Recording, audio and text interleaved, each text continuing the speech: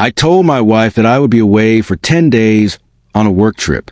She hugged me at the airport, smiled warmly, and whispered for me to hurry back. That farewell stayed in my mind during the flight, filling me with a familiar ache of missing her. But fate had other plans. I returned home after only 5 days, earlier than expected, only to walk into a nightmare that destroyed everything I believed about love, trust, and the woman I thought I knew better than anyone. My name is Alex. For 8 years, I believe Sarah and I had built the perfect marriage. We met back in college. She was a lively art major, full of light and laughter, while I was a practical, steady engineering student. Opposites in many ways, yet together we fit like two puzzle pieces completing a picture. We created a home in the suburbs, dreamed about starting a family, and shared our lives completely, or at least that's what I thought. Sarah worked from home as a graphic designer, which gave her flexibility, while I often traveled for my job in tech sales. Our life felt stable, almost idyllic, with routines that gave us comfort. But sometimes, predictability can mask things far darker than you could ever imagine. The unraveling began last month. My boss asked me to attend a 10-day conference in Chicago, networking, closing deals, representing the company. I kissed Sarah goodbye, promising nightly calls. She seemed genuinely affectionate, telling me the house would feel empty without me. I believed her. The trip went smoother than expected. Within just 4 days, I closed a major deal, and by the 5th day, my boss gave me the go-ahead to return home. I was ecstatic. The thought of surprising Sarah made me feel like a teenager again. I bought her favorite flowers, picked up her go-to Italian takeout, and imagined her face lighting up when she saw me at the door. But when I reached our neighborhood at dusk, excitement turned into unease. Our house lights glowed, but a black sedan I didn't recognize was parked outside. At first, I brushed it off. It could have been a client or a friend. Not wanting to ruin the surprise, I parked a block away and walked up quietly.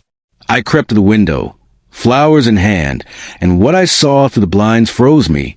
Sarah was on the couch, laughing freely in a way I hadn't seen in months. Next to her sat a man, tall, well-dressed, confident. His hand rested intimately on her thigh, and then, right in front of me, he leaned in and kissed her deeply. This was a casual kiss. It was a kiss of two people who knew each other's rhythms, who shared history. I dropped the flowers, the petals scattering in the grass like pieces of my shattered world. My chest felt crushed, my pulse thundering as I backed away into shadows, too stunned to confront them. Instead, I watched as if I were an invisible ghost standing outside my own life. Eventually, she led him upstairs, into our bedroom. That was the moment my world went completely dark. I didn't storm in. Instead, I checked into a nearby motel, spending a sleepless night piecing together the past. The excuses, the sudden work deadlines, the glowing returns from supposed trips to her sisters, the slow erosion of our intimacy I had blamed on stress. All of it snapped into focus like a cruel puzzle falling into place. The next day, I followed her movements, trying to gather proof. While she carried on with her usual routines, I snuck back into the house and searched for answers. In her laptop, hidden inside a folder labeled Old Projects, I found hundreds of emails spanning 2 years. Messages to a man named Ryan. They weren't professional. They were love letters. Some were passionate confessions. Others intimate photos. And even snapshots from vacations she had told me she'd taken alone. Ryan wasn't a fling. He was her secret second life. And then I found something that chilled me to my core. In her nightstand was a velvet box holding an engagement ring. Not mine, but his. Engraved inside, "Forever, Ryan."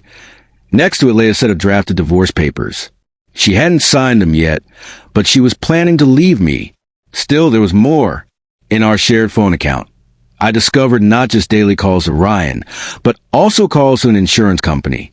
Sarah had pushed me to increase my life insurance payout the previous year under the guise of protecting our future family. But now, with everything else I'd uncovered, that decision took on a sinister weight. My mind spiraled. Was this more than betrayal? Was she planning to erase me completely? That evening, I couldn't hold back anymore. When Ryan returned and joined her in the kitchen, laughing over wine, I kicked open the back door, their faces drained of color.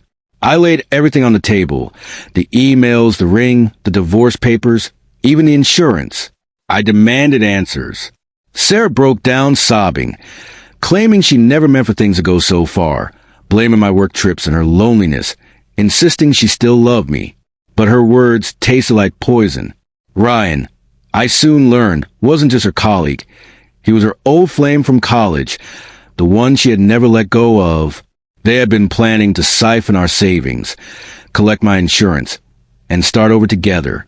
My early return had ruined their plan. The neighbors, alerted by the shouting, called the police. Ryan was arrested. He already had a record for fraud. Sarah's future with me disintegrated in that moment. I lost my marriage, my home, half of our savings, but I gained clarity. Looking back, I realized that my unexpected return saved my life, literally and figuratively. Betrayal slices deep, but also strips away illusions, forcing us to see truth we've ignored. If you've ever been blindsided by someone you trusted, you know how much it destroys you. But remember, sometimes from ashes, we rebuild into something stronger.